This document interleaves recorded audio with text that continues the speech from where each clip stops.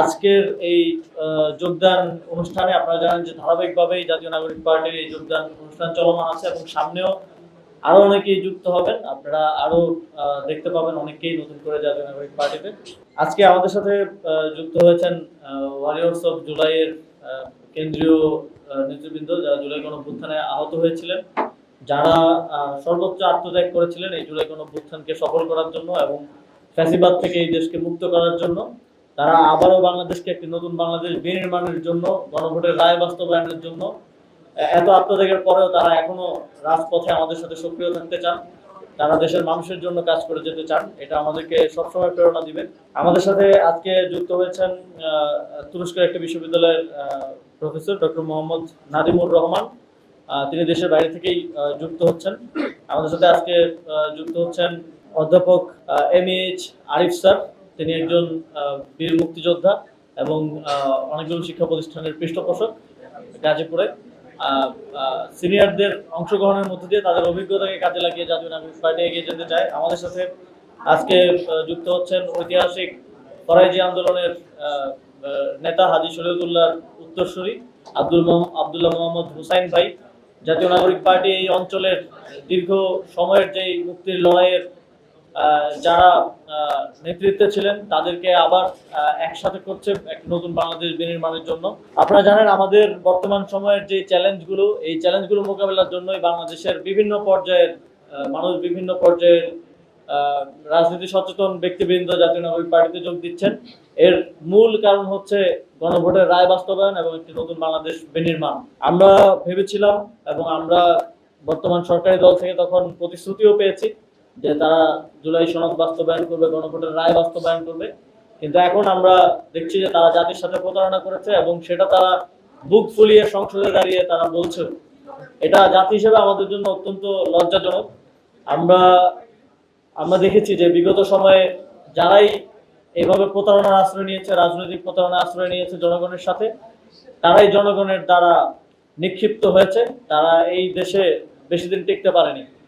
বাংলাদেশের জনগণ সঠিক সিদ্ধান্ত সব সময় নিবে, সামনের দিনেও নিবে। তবে আপনাদের এই ভুল রাজনীতির ফলে তরুণ প্রজন্ম, ইভেন আপনাদের সন্তানরাও আপনাদের এই রাজনীতিকে সাবস্ক্রাইব করতে পারছে না। বিএনপির অনেক বড় বড় নেতাদের সন্তানরা মাঝে মধ্যে আমাদের সাথে যোগাযোগ করেন, ইভেন স্থায়ী কমিটির সদস্যদের সন্তানরাও যোগাযোগ করেন যে তাদের বিএনপির এই রাজনীতি পছন্দ হচ্ছে না। আপনারা হয়তো তাদের কাউকেও এনসিপিতে ভবিষ্যতে দেখতে পারেন। তো আপনাদেরকে পুরো তরুণ প্রজন্ম, এমনকি আপনাদের ঘরের সন্তানরাও আজকে প্রত্যাখ্যান করছে আপনাদের এই ভুল রাজনীতির ফলে। এবং বাংলাদেশে এটাই প্রমাণ করে যে বাংলাদেশে একটা নতুন বাংলাদেশ, যে বাংলাদেশের জন্য এত মানুষ জীবন দিয়েছে, এত আমাদের সহযোদ্ধারা আহত হয়েছে, এটা শুধু সময়ের ব্যাপার মাত্র সেই নতুন বাংলাদেশ বিনির্মাণ। এবং সেই সময়টা খুব বেশি দূরে না, ইনশাল্লাহ সেটা বাস্তবায়ন হবে। এবং আমরা আরেকটি সমসাময়িক বিষয়, আমরা পশ্চিমবঙ্গের নির্বাচনের ফলাফল দেখলাম। আমরা দেখছি যে বিগত সময়ে যারা পশ্চিমবঙ্গের সরকারে ছিলেন তাদের সাথে খুব সুসম্পর্ক না থাকলেও তারা বাংলাদেশকে নিয়ে খুব যে ধরনের বাজে মন্তব্য এখন আমরা বর্তমানে যারা আছেন তাদের থেকে পাচ্ছি, সেরকমটা ছিল না। তো আমরা তাদেরকে আহ্বান জানাতে চাই যে আপনারা বাংলাদেশের অভ্যন্তরীণ বিষয় নিয়ে কথা না বলাই ভালো। আমরা আমাদের অভ্যন্তরীণ বিষয় দেখার জন্য বাংলাদেশের রাজনৈতিক দলগুলোই যথেষ্ট, বা আদার স্টেক হোল্ডার যারা আছেন তারাই যথেষ্ট। এবং আমরা এটাও শঙ্কা প্রকাশ করছি যে যেই উগ্রপন্থীরা সেখানে ক্ষমতায় আসছে, আগামীতে আমাদের সম্পর্ক কেমন হবে কিংবা পরিস্থিতি কিরকম হবে, এটা নিয়ে এক ধরনের শঙ্কা আছে। আমরা বাংলাদেশের পক্ষ থেকে বাংলাদেশের সার্বভৌমত্ব এবং বাংলাদেশের মাথা উঁচু করে দাঁড়িয়ে থাকার জন্য আমাদের রাজনৈতিক লড়াই অব্যাহত রাখবো। আমরা স্থানীয় সরকার নির্বাচন নিয়ে আমরা শুনেছিলাম, স্থানীয় সরকার মন্ত্রী তিনি বলেছিলেন এই বছরের মধ্যে অবশ্যই নির্বাচন অনুষ্ঠিত হবে, কিন্তু এখন আমরা আবার শুনছি যে এই বছর নির্বাচন তারা করতে চান না।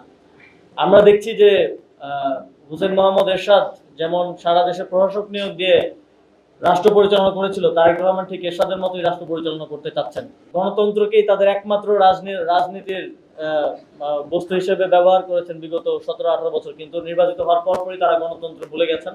তারা এখন সব জায়গায় ধরে ধরে লোক বসিয়ে দিয়ে, ইভেন যারা জনপ্রতিনিধি হতে ব্যর্থ হয়েছে, নির্বাচনে পরাজিত হয়েছে, এবং যারা নির্বাচনে মনোনয়ন বঞ্চিত হয়েছে তাদেরকে দিয়ে এখন স্থানীয় সরকার প্রতিষ্ঠানগুলো চালানোর, তাদেরকে প্রশাসক হিসেবে বসিয়ে চালানোর একটা পায়তারা চলছে।